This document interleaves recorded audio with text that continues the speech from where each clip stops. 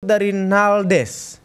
Saya mau nanya kepada pendeta tentang kitab Wahyu 1 ayat 11. Apakah penglihatan Yohanes hanya dikhususkan ke 7 jemaat yang dijelaskan di kitab Wahyu itu atau untuk orang di seluruh dunia? Kita baca Wahyu 1 ayat 11. Wahyu 1 ayat 11. Bunyinya demikian.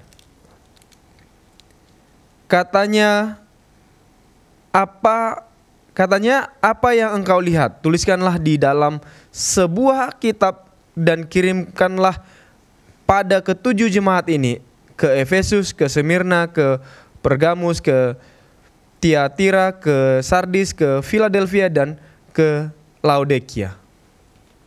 Silakan pendeta.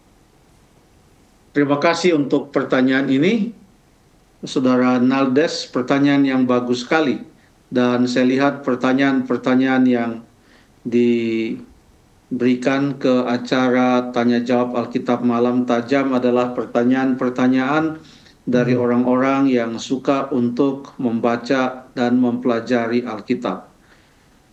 Jadi dalam Wahyu 1 ayat yang ke-11, di sana dituliskan ada nama 7 jemaat. Efesus, Smyrna, Pergamus, Tiatira, Sardis, Philadelphia, dan Laodikia. Siapa yang memerintahkan Yohanes untuk menulis dan memberikan apa dan dikirimkan apa yang ia tulis ini kepada ketujuh jemaat tersebut? Siapa yang memerintahkan? Adalah Tuhan Yesus sendiri. Itu konteksnya di dalam Wahyu pasal 1. Yesus berbicara kepada Yohanes dalam suatu penglihatan di Pulau Patmos pada hari Tuhan. Jadi yang memilih ketujuh jemaat ini adalah Tuhan Yesus. Padahal pada saat itu bukan hanya 7 jemaat ini saja yang ada. Ada jemaat-jemaat ini, semua 7 jemaat ini ada di Asia Kecil, di Asia Minor atau Minor Asia, Asia Kecil, di mana itu sekarang tempat di Turki masih banyak nama dari 7 jemaat itu ada di sana. Contohnya Efesus ada di Turki sekarang, Efesus. Smyrna ada, tapi sudah disebut Izmir nama tempatnya. Itulah tempatnya Smyrna. Pergamus masih ada, Tiatira ada, Sardis ada, Philadelphia ada, Laodikia juga ada. Nama-nama tempat ini nama-nama yang betul-betul ada di dalam peta. Ini menunjukkan bahwa Alkitab ini bukan mitos, bukan dongengan belaka, karena nama-nama yang dituliskan adalah nama-nama yang ada dahulu dan ada sekarang. Jadi orang-orang yang menerima tulisan-tulisan dari kitab Wahyu ini juga adalah orang-orang yang pernah hidup di atas dunia ini pada saat kitab Wahyu ini baru dituliskan dan dikirimkan kepada mereka. Tapi hanya ada 7 jemaat yang disebutkan di sini. Padahal ada jemaat yang lain. Contoh, di dalam Alkitab ada jemaat Kolose. Paulus pernah menulis kepada jemaat di Kolose. Itu kitab Kolose ada di dalam Perjanjian Baru. Tetapi Kolose tidak ada di sini. Padahal letak dari Kolose itu tidak jauh dari Laodikia. Tapi tidak ada Kolose di sini. Ada juga jemaat-jemaat yang lain. Di Miletus contohnya, ada jemaat juga di sana. Miletus itu sudah dekat-dekat ke Efesus. Tetapi tidak disebutkan di sini. Perhatikan bahwa ketujuh jemaat ini dituliskan di dalam suatu urutan yang tidak diubah-ubah. Jadi bagaimana kita bisa melihat bahwa memang dituliskan harus dalam urutan yang sudah disebutkan? Coba kita lihat secara sepintas Wahyu pasal yang kedua dan Wahyu pasal yang ketiga. Apa jemaat yang pertama kali mendapatkan pekabaran di dalam Wahyu pasal yang kedua? Jemaat apa? Jemaat Efesus.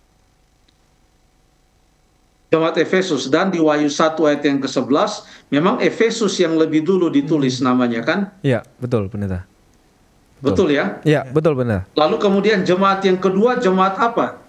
Jemaat Smyrna. Dan Smyrna juga Iya. yang ditulis kedua di dalam Wahyu 1 ayat 11. Jadi urutan dari Ya, 7 jemaat yang didaftarkan atau dituliskan di dalam Wahyu 1 ayat 11, urutan itu tidak berubah. Itu juga urutan yang ada di Wahyu pasal yang kedua dan Wahyu pasal yang ketiga. Urutan yang sama, yaitu pertama Efesus, lalu kemudian Smyrna, lalu kemudian Pergamus, lalu kemudian yang berikut adalah Tiatira, lalu kemudian adalah Sardis, lalu kemudian Philadelphia, lalu kemudian Laodikia. Urutannya begitu. Ternyata ada maksud Allah di dalam urutan ini, sehingga ada jemaat-jemaat yang ada dekat di situ yang menghadapi juga situasi-situasi yang kurang lebih mirip dengan salah satu dari ketujuh jemaat ini, tetapi tidak disebutkan nama mereka di situ. Karena ternyata 7 jemaat ini, kalau kita lihat di peta, hanya kita tidak tunjukkan peta di sini, kalau bisa lihat di peta yang ada di bagian belakang dari Alkitab, biasanya ada peta pelayanan Paulus, peta Alkitab di zaman Perjanjian Baru, itu ada di sana. Di situ bisa dilihat bahwa karena Yohanes kan menerima wahyu ini pada waktu dia berada di Pulau Patmos. Di Pulau Patmos. Jadi saya tunjukkan ini di Alkitab saya di bagian belakang, itu ada peta di sana. Di bagian belakang Alkitab saya ada peta. Itu kalau dari Patmos, maka yang pertama sekali kota atau jemaat yang paling dekat dengan Pulau Patmos itu adalah Efesus. Lalu mengikuti arah jarum jam, maka yang berikut adalah dari Efesus, itu adalah Smyrna. Lalu kalau terus mengikuti arah jarum jam, setelah Smyrna itu adalah Pergamus. Bisa dilihat ya di peta itu ya. Lalu itu yang dunia Perjanjian Baru, itu petanya. Lalu dari Pergamus terus mengikuti arah jarum jam, itu adalah Tiatira. Lalu dari Tiatira itu adalah Sardis. Dari Sardis itu adalah Philadelphia. Lalu dari Philadelphia itu adalah Laodikia. Dan dari Laodikia, kalau mengikuti arah jarum jam, maka itu akan kembali lagi ke Efesus. Jadi susunan ini bukan dipilih secara random, tetapi dipilih mengikuti urutan geografis, mulai dari yang paling dekat dari Patmos, terus sampai ke Laodikia. 7 jemaat.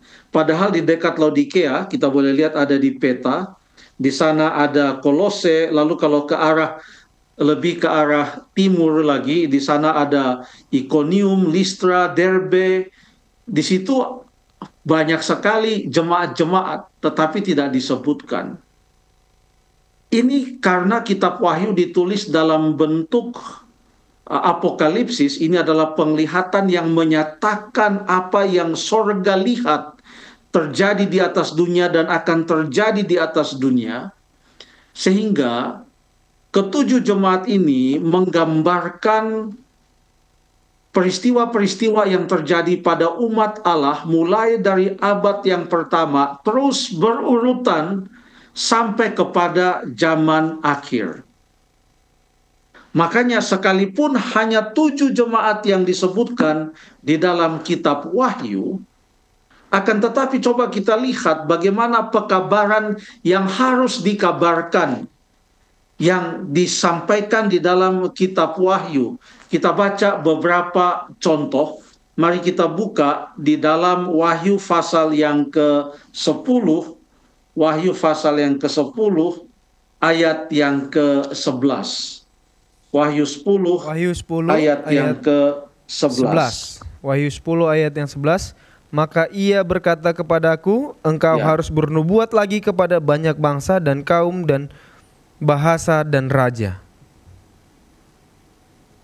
Terima kasih kepada banyak bangsa, banyak kaum, banyak bahasa, dan banyak raja. Bukan hanya kepada mereka yang berbicara bahasa Yunani. Ketujuh jemaat ini sekalipun banyak orang Yahudi di sana, tetapi mereka berbicara bahasa Yunani.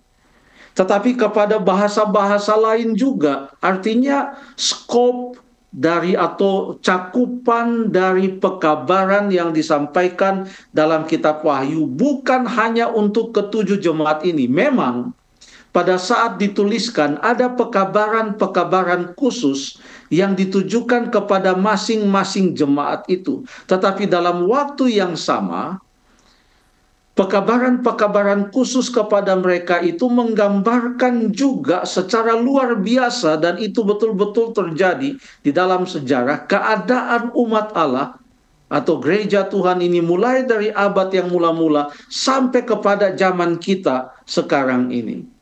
Contoh yang lain bahwa pekabaran dalam kitab Wahyu ini harus dikabarkan bukan hanya kepada ketujuh jemaat. Kita baca di dalam Wahyu pasal 14 ayat yang ke-6. Wahyu pasal yang ke-14 ayat yang ke-6. Silahkan. Wahyu pasal 14 ayat ke-6. Dan aku melihat seorang malaikat lain Ya. terbang di tengah-tengah langit, dan padanya ada Injil yang kekal untuk diberitakannya kepada mereka yang diam di atas bumi, dan kepada semua bangsa dan suku dan bahasa dan kaum. Terima kasih. Injil yang kekal itu untuk diberitakan kepada semua yang diam di bumi, kepada semua bangsa, semua suku, semua bahasa, dan semua kaum. Ada ayat yang terkenal di dalam Injil Matius pasal yang ke-24 ayat yang ke-14. Boleh tolong dibaca itu ayat supaya kita bisa bandingkan dengan Wahyu pasal yang ke-14 ayat yang ke-6. Matius 24 ayat yang ke-14. Silakan. Matius 24 ayat ke-14. Berbunyi demikian. Ya. Dan Injil kerajaan ini akan diberitakan di seluruh dunia menjadi kesaksian bagi semua bangsa, sesudah itu barulah tiba kesudahannya. Terima kasih. Injil itu harus diberitakan ke seluruh dunia menjadi kesaksian bagi semua bangsa, barulah tiba kesudahannya. Ini juga yang disampaikan dalam Wahyu 14 ayat yang ke-6. Injil yang kekal untuk diberitakan kepada mereka yang diam di atas bumi, kepada semua bangsa dan suku dan bahasa dan kaum. Jadi sekalipun itu dituliskan kepada ketujuh jemaat, tetapi maksud dari Wahyu itu adalah selain itu untuk pekabaran untuk tujuh jemaat pada abad yang mula-mula, tetapi itu juga adalah untuk semua umat manusia mulai dari abad yang pertama di mana kitab Wahyu itu ditulis sampai kepada kita sekarang ini. Mengapa? Karena waktunya sudah dekat. Beberapa kali ditekankan dalam kitab Wahyu, karena waktunya sudah dekat. Waktunya sudah dekat. Jadi jawabannya adalah bukan hanya untuk ketujuh jemaat. Betul, merekalah yang pertama-tama menerima tulisan kitab Wahyu ini. Tetapi pekabaran yang ada dalam kitab Wahyu bukan hanya untuk mereka, tapi bagi semua bangsa. Terima kasih.